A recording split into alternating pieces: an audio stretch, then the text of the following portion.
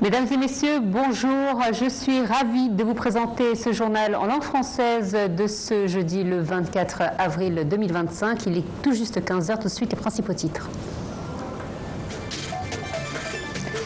Le président Abdel Fattah el-Sisi dépose une gerbe de fleurs au mémorial des martyrs des forces armées à la ville de Nasr. De l'actualité, le président Abdel Fattah el-Sisi a déposé aujourd'hui une gerbe de fleurs au mémorial des martyrs des forces armées à la cité de Nasr.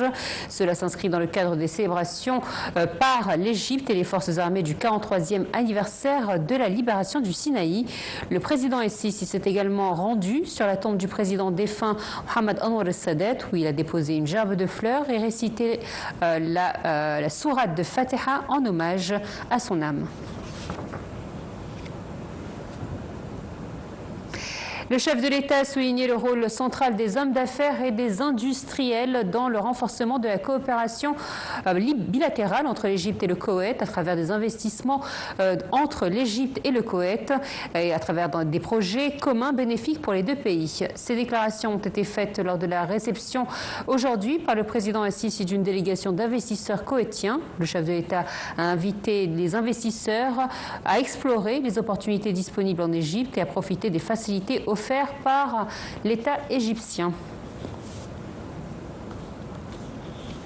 Le président Abdel Fattah el-Sisi a exprimé sa fierté des relations étroites entre l'Égypte et l'Italie, ainsi que des liens solides unissant les deux peuples amis. Ceci est intervenu lors d'une rencontre aujourd'hui entre le président el-Sisi et Antonio Tajani, vice-président du Conseil des ministres et ministre des Affaires étrangères et de la coopération internationale de l'Italie, en présence du ministre égyptien des Affaires étrangères, Dr Badr Abdelati. La réunion a porté sur les moyens de renforcer la coopération bilatérale, notamment dans les domaines économiques, commerciaux et de l'investissement. Le ministre des Affaires étrangères, de l'immigration et des Affaires des Égyptiens à l'étranger, Dr Badr Abdelati, mène des discussions avec le vice-premier ministre et ministre des Affaires étrangères italien, Antonio Tajani, ainsi que la délégation qui l'accompagne. Des discussions bilatérales suivies d'une session élargie sont prévues en présence des délégations des deux pays.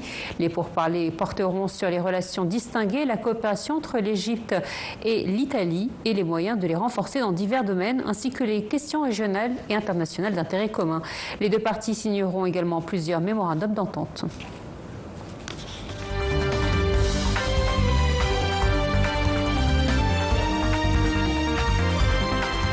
Adjoint de la Ligue arabe, l'ambassadeur Hossam Zaki a affirmé que le sommet arabe prévu le 17 mai prochain dans la capitale irakienne Bagdad examinera un certain nombre de dossiers politiques et de développement prioritaires sur la scène arabe.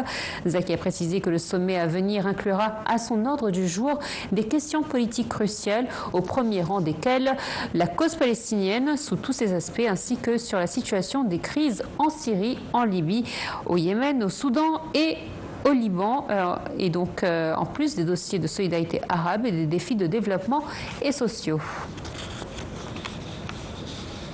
Le Royaume-Uni a annoncé avoir levé ses sanctions contre les ministères syriens de l'Intérieur et de la Défense, ainsi que contre des agences de renseignement qui avaient été imposées sous le régime de Bachar el-Assad. Je cite, les entités suivantes ont été retirées de la liste et ne sont plus soumises à un gel des avoirs, à savoir le ministère de l'Intérieur, le ministère de la Défense, indique notamment le communiqué du département du Trésor.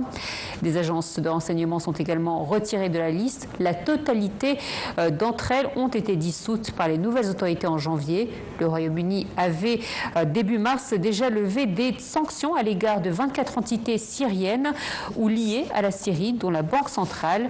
Les nouvelles autorités syriennes appellent depuis la chute de Bachar el-Assad en décembre dernier à une levée totale des sanctions pour relancer l'économie et reconstruire le pays ravagé après 14 années de guerre civile.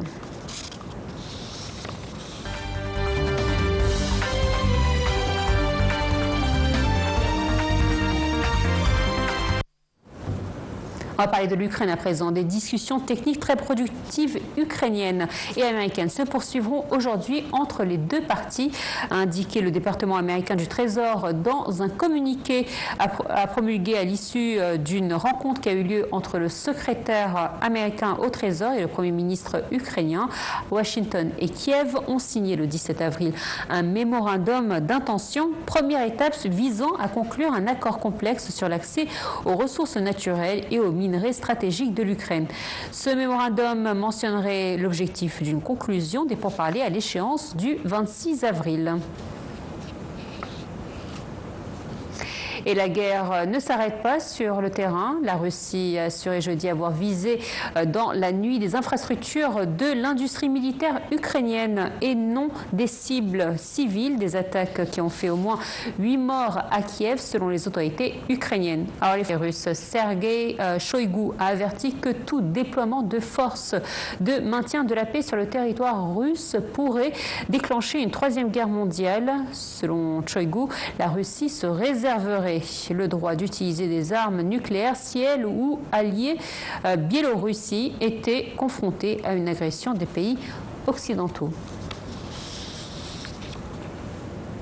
Le chef de la diplomatie américaine, Marco Rubio, a déclaré que l'Iran doit abandonner toutes les opérations d'enrichissement d'uranium s'il veut parvenir à un accord lors des pourparlers en cours avec l'administration du président Donald Trump et éviter le risque d'un conflit armé. Alors Rubio a expliqué qu'il n'y avait aucun signe d'accord avec l'Iran à l'horizon, mais que les États-Unis souhaitaient parvenir à une solution pacifique à cette question sans recourir à d'autres options.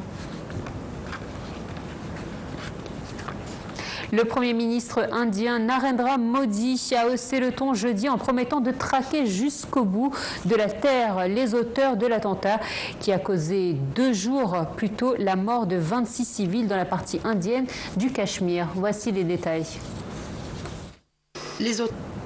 Au deuxième jour de l'exposition de la dépouille du pape François, devant laquelle au moins 20 000 fidèles se sont déjà recueillis mercredi, la basilique Saint-Pierre au Vatican se prépare jeudi à une nouvelle journée d'affluence avant ses obsèques de samedi. Les détails en images. Mercredi soir, premier jour du transfert de la dépouille papale dans la basilique Saint-Pierre, plus de 19 400 personnes, selon le Vatican, avaient déjà défilé devant le maître-autel pour rendre un dernier hommage au souverain pontife décédé lundi à 28 ans. Une longue file d'attente de fidèles s'est étirée sur la place Saint-Pierre, encadrée par la célèbre colonnade du Bernin sous haute sécurité. Jeudi, les fidèles pourront rendre hommage au pape de 7h à minuit et de 7h à 19h vendredi, le Vatican n'ayant pas exclu de prolonger ses horaires si nécessaire. Au cours d'une cérémonie au Parlement en hommage au pape François, la première ministre italienne Giorgia Meloni, qui s'est ensuite recueillie devant sa dépouille à Saint-Pierre, a évoqué un homme déterminé avec qui on pouvait parler de tout.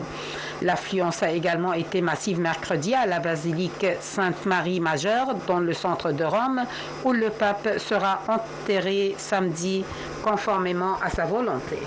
Le Vatican observera 9 jours de deuil à partir de samedi. Au cours de ces novembriales, des célébrations solennelles auront lieu chaque jour à Saint-Pierre jusqu'au 4 mai.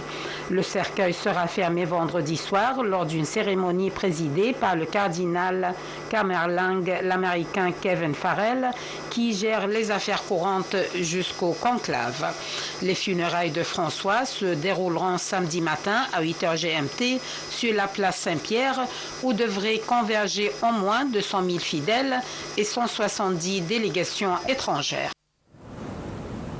C'est la fin de ce journal. Merci de nous avoir suivis. Très bon week-end à vous. Au revoir.